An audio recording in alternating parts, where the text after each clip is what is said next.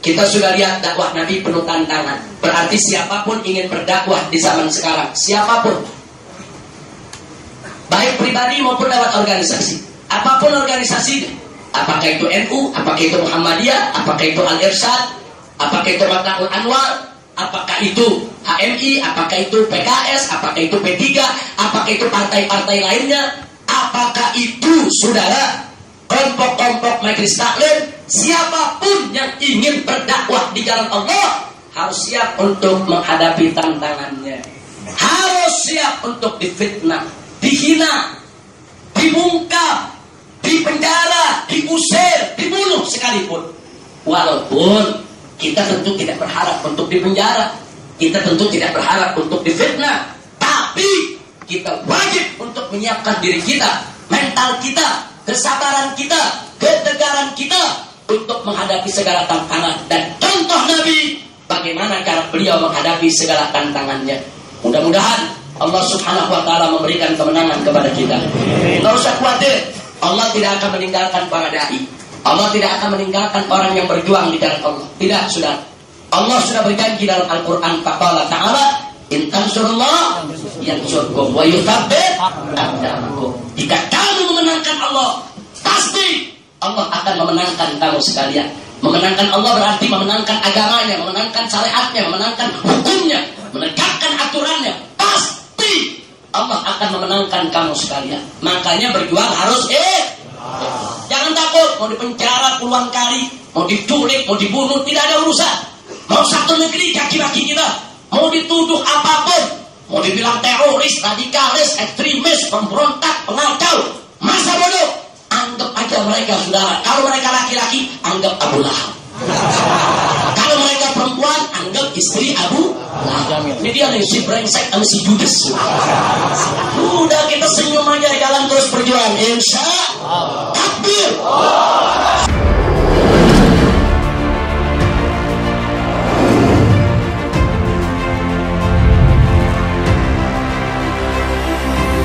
Itu kalau kami boleh tahu, itu kasusnya apa yang Habib sampai masuk penjara itu? Yang di penjara itu pertama waktu tahun 2003. Oh, yang pertama? Ya, 2003 itu sebetulnya simpel saja. Saya diundang dialog macam ini di sebuah stasiun televisi. Oh iya? Kita berdebat dengan salah seorang perwira televisi. Nah, kemudian di dalam debat tersebut pihak kepolisian itu mengatakan di Jakarta ini tidak ada tempat judi. Tapi saya mengatakan ada tempat judi, Anda jangan bohong. Saya bawa daftar alamat-alamatnya. Ini loh alamatnya, saya bilang, tempat anu alamat sekian, tempat anu alamat sekian, tempat anu alamat sekian, dan seterusnya. Kesimpulannya, dalam forum itu polisi ini terdesak. Besoknya saya dilaporkan penghinaan terhadap pemerintah. Akhirnya saya masuk penjara 7 bulan. Nah, jadi itu yang jadi persoalan. Makanya kadang-kadang saya sekarang bercanda kalau diundang dialog oleh polisi, ini jangan kalah ngomong ditangkap lagi. Ya.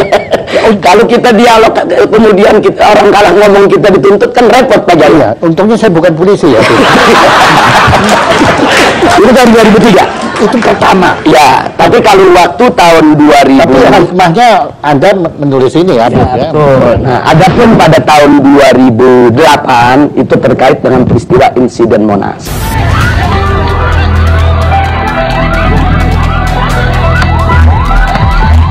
Gambar inilah yang antara lain menjadi alat bantu polisi mengusut kasus penyerbuan FPI atas massa yang sedang memperingati hari lahir Pancasila di Monas kemarin.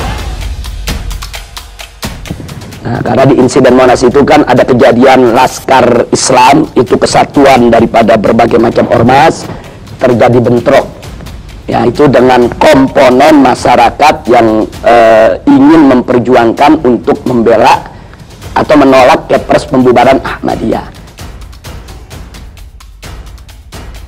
Ketua FPI Habib Rizik Syihab meminta anggota untuk tidak panik serta meminta anggota FPI agar mempersilahkan polisi menjalankan tugasnya. Kepada seluruh aktivis FPI, Laskar, semua rekan-rekan seperjuangan yang ada di Petamburan ini, jangan menghalangi tugas kepolisian.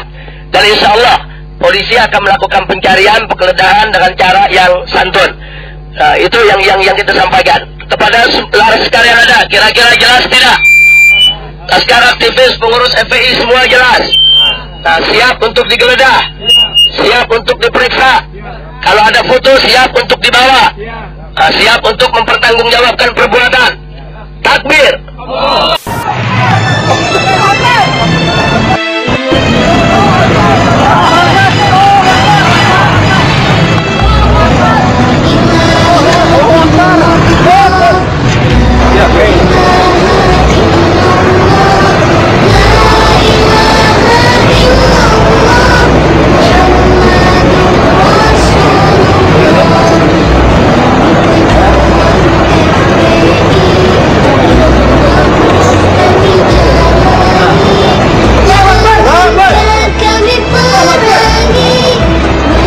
Harus dipertanyakan yang mengatakan ahli itu siapa, lembaga mana, institusi mana, kapan, di mana, tanggal berapa, siapa tokohnya, profesor-profesor ahli multimedia yang mengangkat beliau ini sebagai ahli multimedia, dan tesis ilmiah yang mana yang diajukan dalam bidang multimedia. Jadi jangan penyidik mengatakan ahli langsung dianggap ahli, tidak begitu. Ahli itu ada mekanismenya. Bahwa beliau ini sering memberikan komentar soal foto-foto porno atau sur. Nah, itu foto-foto porno apakah yang berkenaan dengan Andi Soraya, Davina, Sandra Dewi, Sukma Ayu, Rianti, Maria Eva, dan lain sebagainya.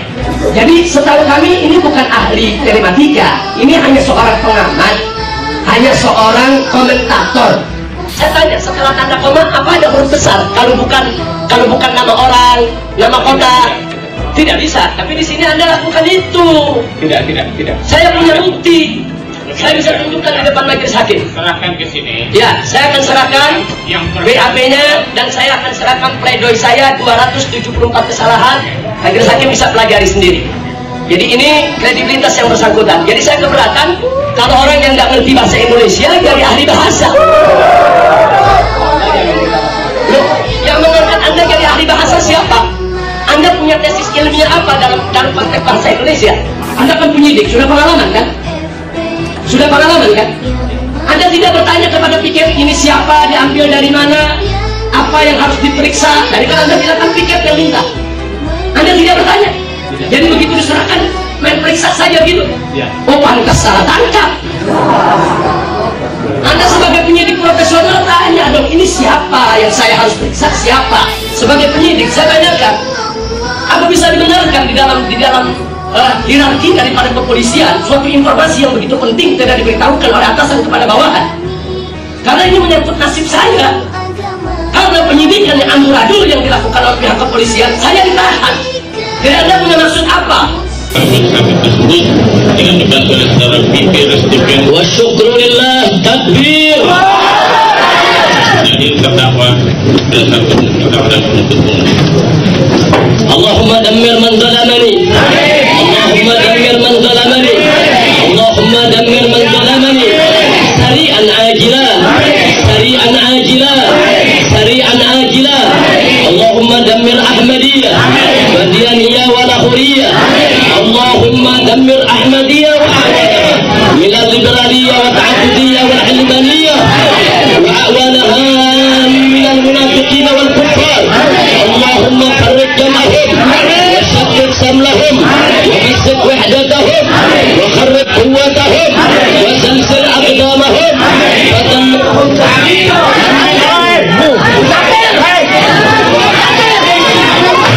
Sebetulnya itu tidak perlu terjadi, cuman karena ada orasi-orasi dari kelompok mereka ini yang yang provokatif dengan mengatakan Laskar Islam ini dengan kata-kata yang nggak bagus lah, tidak layak untuk saya ungkapkan di sini. Akhirnya laskar-laskar terprovokasi nyerang mereka. Nah, tapi karena di antara mereka ada FPI yang kena yang kena diamnya Pak Jaya. Dan ada yang ujuk-ujuk masuk penjara.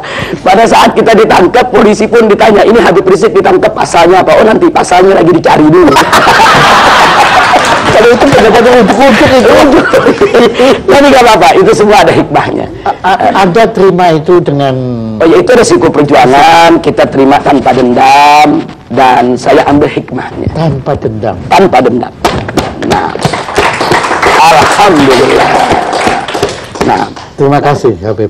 Ya, ini suatu pencerahan, satu pelajaran, pengalaman, masukan informasi bagi kita semua untuk lebih bisa memahami makna perjuangan FPI yang sebenarnya. Ya, dan moga-moga juga siaran talk show yang sederhana ini ya itu bisa didengar juga oleh pemirsa-pemirsa sebanyak mungkin, supaya mereka pun atau kami ya, saya dan atas nama mereka juga bisa memahami, dan kita bukan lagi takut, bukan lagi curiga, bukan lagi benci pada FPI, tapi kita mungkin bisa bersama-sama FPI untuk memerangi maksiat angkara murka di negara kita tercinta ini. Terima kasih. Saya juga ucapkan terima kasih baik atas nama pribadi maupun atas nama FPI kepada Pak Jaya maupun forum talk show-nya ini yang luar biasa. Kita juga di luar dugaan bisa diundang, bisa diberi kesempatan bicara dengan leluasa, dengan bebas. Dan di sini juga saya ingin menyatakan sebelum kita berpisah, FPI ini kan bukan malaikat. FPI ini kan juga tidak boleh mengklaim kalau dirinya suci. Wow. Di dalam FPI kan juga ada oknum-oknum yang tidak baik juga. Nah, karena itu saya juga minta bantuan masyarakat. Manakala masyarakat mendapatkan ada oknum-oknum FPI yang tidak bagus akhlaknya, tidak bagus moralnya, dan memang melakukan hal-hal yang tidak patut di wilayahnya, tolong laporkan kepada kami. Kami akan ambil tindakan tegas. Bahkan kalau ada cabang-cabang FPI yang coba-coba melakukan suatu kegiatan melanggar daripada prosedur yang saya sebutkan tadi, kita tidak segan-segan. Cabang itu kita bekukan dan kita bubarkan. Nah, jadi kita tidak mengklaim kalau FPI ini tidak punya salah. Tidak. Saya pun sebagai pimpinannya mungkin terkadang juga bahkan sering juga melakukan kesalahan. Apa itu kesalahan dalam mengambil keputusan, kesalahan di dalam berucap, kesalahan dalam bertindak. Nah, karena itu mari kita saling menasehati, saling memperingati, saling memperbaiki satu sama lainnya. Sekali lagi terima kasih buat Pak Jaya dan semua. Terima kasih banyak. Alhamdulillah.